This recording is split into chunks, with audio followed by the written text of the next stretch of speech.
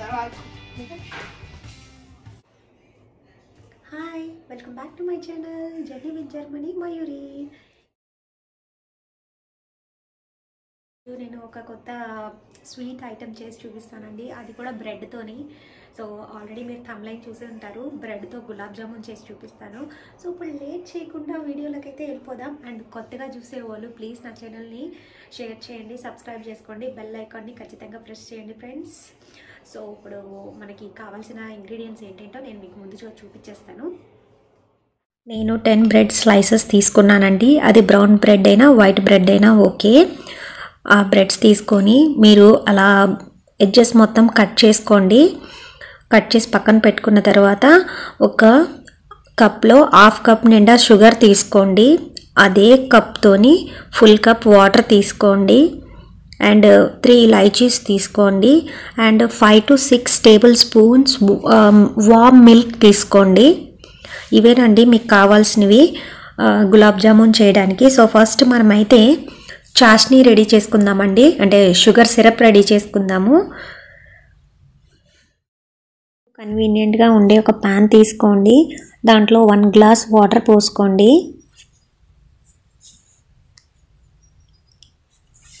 దాని తర్వాత దాంట్లో మనము తీసుకున్న 3 ఇలాచీస్ స్ప్లిట్ చేసి వేసేయండి.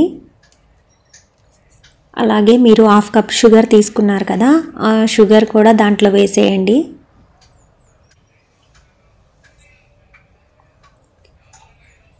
వేసి మంచిగా మిక్స్ చేయండి. ఆ షుగర్ అంతా వాటర్లో డైల్యూట్ అయిపోయేలాగా మిక్స్ చేయండి. అండ్ దానికి మంచిగా బాయిల్ వచ్చి మనకు ఆ ఇలాచీ ఫ్లేవర్ అనేది మంచిగా మీన్స్ వస్తుంది. ఇప్పుడు చాష్నీ అయితే రెడీ అండి. బ్రెడ్ని మనము బాల్స్ లాగా రెడీ చేసుకుందాము, అంటే గులాబ్ జామున్ రౌండ్ షేప్లో రెడీ చేసుకుందాం. ఆ బ్రెడ్స్ని ఒక బౌల్లోకి తీసుకోండి. అవన్నీ బాగా ముక్కలు ముక్కలుగా చేసేసుకోండి. మీతో ఎంత వీలవుతుందో అంత చిన్నగా ముక్కలు చేసుకోండి.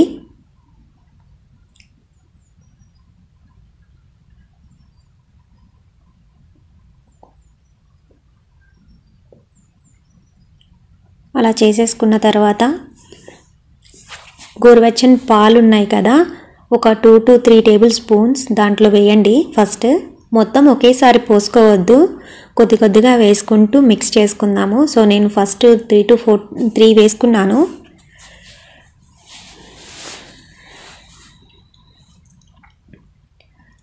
చేయితోనే దాన్ని మంచిగా మ్యాష్ చేసి మంచిగా మిక్స్ చేయండి. సరిపోకపోతే పైన ఒక 2 టేబుల్ స్పూన్స్ వేసుకోండి.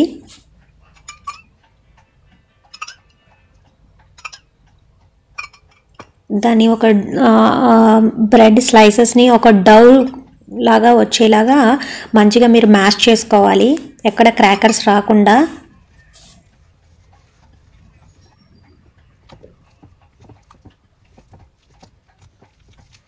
సరిపోతే మీరు ఎక్స్ట్రా మళ్ళీ పాలు వేసుకోండి, అలా రావాలండి.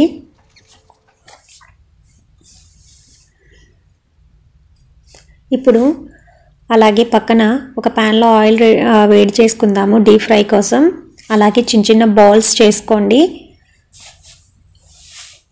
మీకు చేతులకి అంటకుండా ఉండాలి అని అంటే జస్ట్ పాల్లో ఫింగర్స్ డిప్ చేసుకొని అవి రౌండ్స్ చేసుకోండి. మీకు ఏ సైజులో కావాలంటే ఆ సైజులో చేసుకోండి. ఇవి గులాబ్ జామున్ బాల్స్.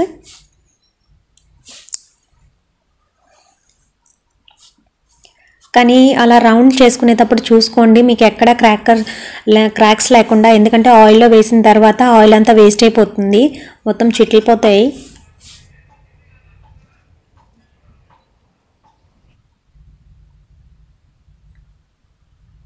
నేనైతే మొత్తం ప్రిపేర్ చేసుకున్నానండి గులాబ్ జామును.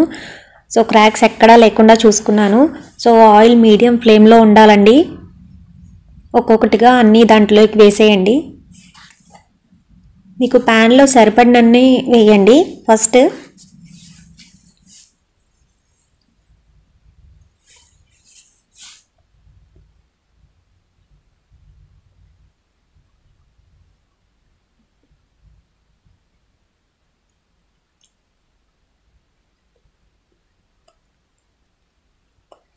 ఫోక్ స్పూన్ తీసుకోండి. మీరు మామూలు స్పూన్స్ పెట్టి కలిపేయద్దు. ఫోక్ స్పూన్ పెట్టుకొని అవే సపరేట్ అవుతాయండి. జస్ట్ కొద్దిగా టైం ఇవ్వండి. వేసిన వెంటనే కలిపెట్టేయకండి.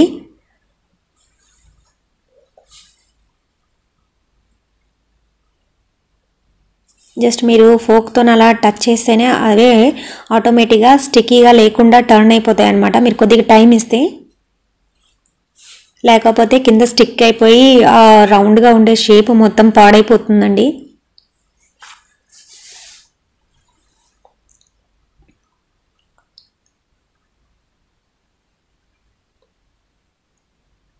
ఇవన్నీ లైట్గా ఫ్రై అయ్యి అన్నీ స్టిక్కీ అవ్వకుండా వచ్చేసిన తర్వాత రిమైనింగ్ మీకు స్పేస్ గానే ఉంటే రిమైనింగ్ కూడా దీంట్లోనే వేసేయండి. నాకైతే పక్కన స్పేస్ ఉంది, సో నేను మిగతాయి కూడా దీంట్లోనే యాడ్ చేసేస్తున్నాను.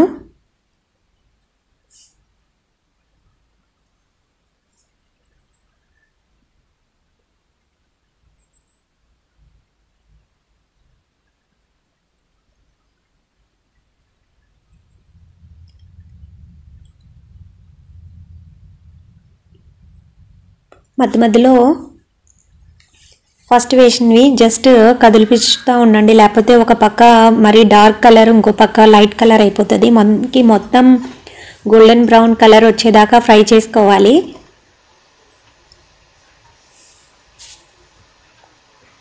నాకైతే ఆల్మోస్ట్ గోల్డెన్ బ్రౌన్ కలర్ వచ్చేసిందండి.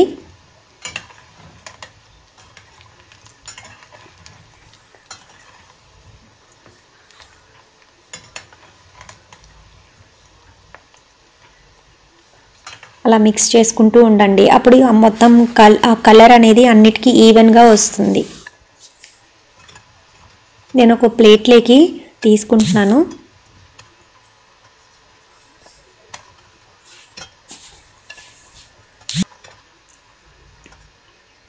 ఇలా అన్నీ ఒక ప్లేట్లోకి తీసేసుకోండి. తీసేసుకున్న తర్వాత మనము ఫస్ట్ షుగర్ సిరప్ రెడీ చేసుకున్నాం కదా, వేడివేడిగా ఉండేటప్పుడే దాంట్లో వేసేయండి. వేసేసి మినిమం 2 to 3 hours అయినా ఉంచండి. అలా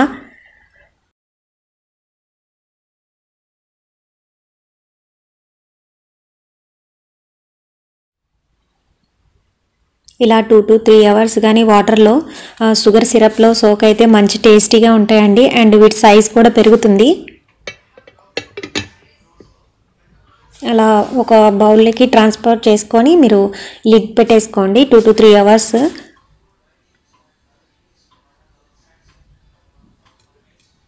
తర్వాత మీరు సర్వ్ చేసుకోండి.